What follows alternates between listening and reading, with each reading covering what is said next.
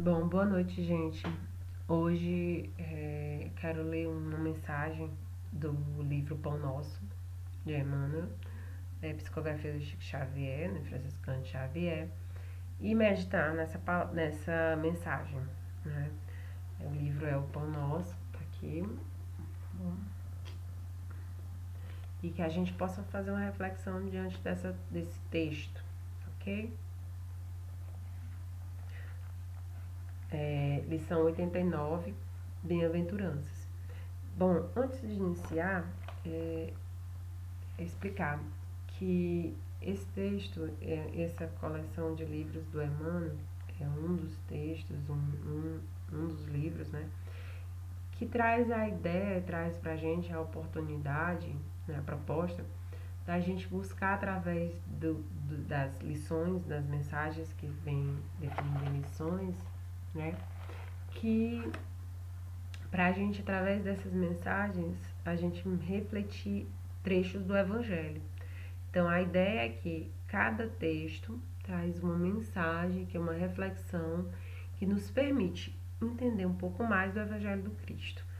Então, abrindo aleatoriamente, lição 89, Bem-aventuranças. Bem-aventurados sereis quando os homens vos aborrecem. Bem-aventurados sereis quando os homens vos aborrecerem, e quando vos separarem, vos injuriarem e rejeitarem o vosso nome como mal, por causa do Filho do Homem. Jesus está, essa citação de Jesus está no livro de Lucas, capítulo 6, versículo 22. O problema das bem-aventuranças exige sérias reflexões, antes de interpretado por questões líquidas, nos bastidores do conhecimento. Confere Jesus a credencial de bem-aventurados aos seguidores que lhe partilham as aflições e trabalhos. Todavia, cabe-nos salientar que o Mestre categoriza sacrifícios e sofrimentos à conta de bênçãos educativas e redentoras. Surge então o imperativo de saber aceitá-los. Esse ou aquele homem serão bem-aventurados por haverem edificado o bem na pobreza material, por encontrarem alegria na simplicidade e na paz, por saberem guardar no coração longa e divina esperança. Mas e a adesão sincera às sagradas obrigações do título? O mestre, na supervisão que lhe assinala os ensinamentos, reporta-se às bem-aventuranças eternas.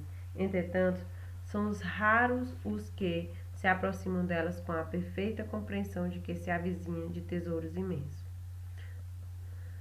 A maioria dos menos favorecidos no plano terrestre, se visitados pela dor, prefere a lamentação e o desespero.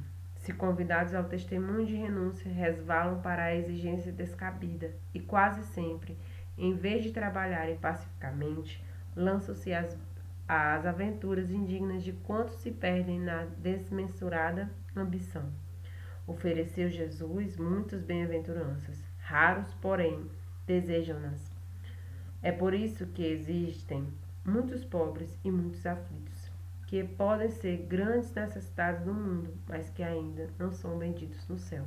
Bom, essa mensagem, Emmanuel, ele traz a reflexão sobre as bem-aventuranças. E ele pontua que o mestre ele convida, né, a gente a nos melhorar, a crescer. Ele convida através da bênção renovadora que é nos mostrando a perspectiva do sofrimento, da renúncia. E aí a gente tem que compreender um ponto.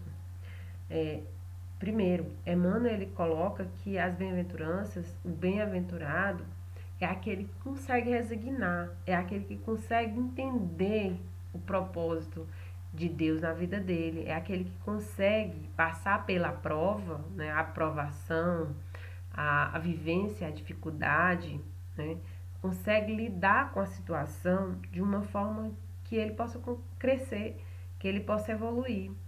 E aí a gente vai entender o seguinte, que Jesus ele diz que nos proporciona, na reflexão da bem-aventurança, a meditar que aquele momento de sofrimento, aquele momento de renúncia, aquela dificuldade que a gente passa, É a possibilidade de a gente se superar, da gente crescer, da gente amadurecer, da gente buscar o desenvolvimento, da gente sair daquela situação que é a acomodação e evoluir e desenvolver e poder, né, ter uma independência, uma autonomia e poder crescer. Então, o mestre, como o próprio nome diz, ele é um orientador, ele é um mestre, ele está ensinando a gente que as situações difíceis da vida, os sofrimentos, as dificuldades, as questões que nos parecem ali um martírio, ela é uma oportunidade. Ela é uma oportunidade de crescimento, de desenvolvimento, de amadurecimento, de melhoramento. E essa oportunidade a gente tem que buscar, né, utilizar para crescer. E muitas vezes, quando o próprio texto coloca isso, quando a gente está no sofrimento, a gente cai muito mais no perfil da lamentação, da reclamação. E a gente está vendo ali, ele ainda pontua mais, que muitas vezes a gente está vendo a situação de uma forma pela perspectiva do mundo, né? Como se aquilo fosse permanente.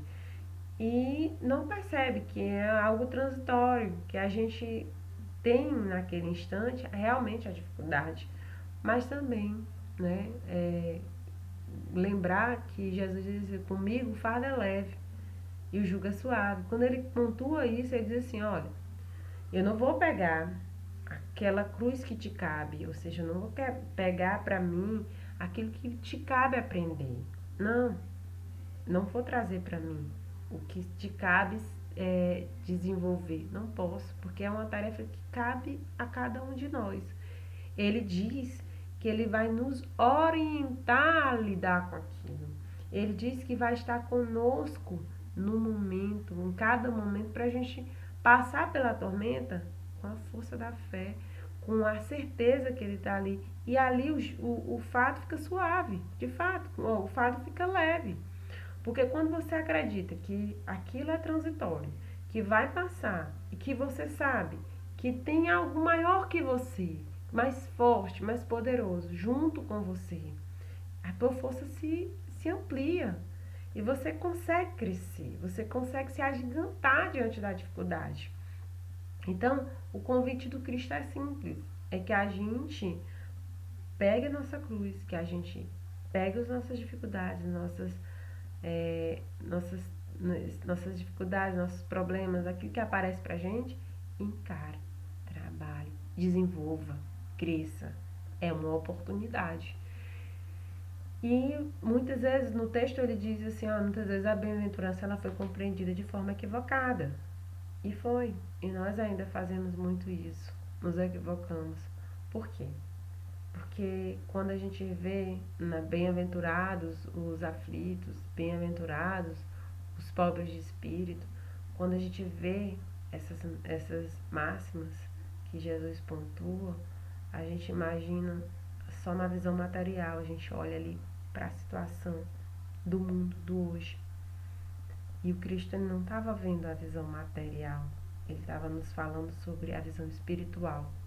Então ele estava convidando a gente a olhar para dentro, olhar para o nosso coração, olhar para nosso desenvolvimento, nossos entendimentos, nosso autoconhecimento, nossa reflexão. E ele está dizendo assim, gente, para compreender a perfeição do Pai, para você poder lidar, para você lhe relacionar com Ele, para você sentir, perceber na sua imensidão, na sua amplitude, você precisa melhorar, precisa desenvolver, precisa crescer. Isso não quer dizer que você vai ficar deserdado do Pai, vai ficar sem tê-lo. Pelo contrário, Ele nunca, em nenhum instante, nos abandona. Mas muitas vezes a gente não entende. Ele está ali do lado, Ele está ali sempre do lado, a nos cuidar, a nos orientar. Mas a gente não tem ouvidos para ouvir, nem olhos para ver. Por quê? Porque precisamos nos desenvolver, precisamos refletir, precisamos crescer.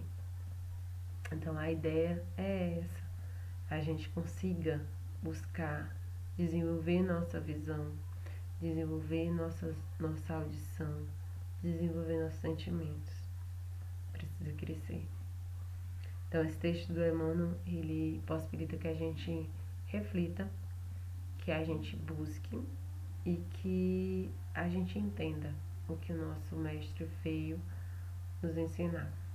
É isso. Boa noite.